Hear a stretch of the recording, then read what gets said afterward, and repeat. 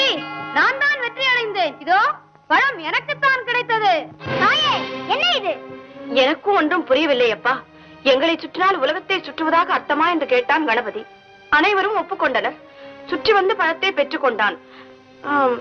பேஷ், நல்ல நாடகம். பெரியவர்களாக சேர்ந்து நடத்திய நாடகம் அல்லவா? மிகவும் அழகாக இருக்கிறது. மிக்க மகிழ்ச்சி. நான் வருகிறேன்.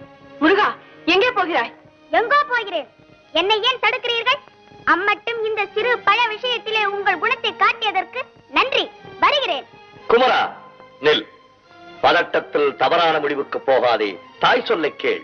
கேட்க மாட்டேன்.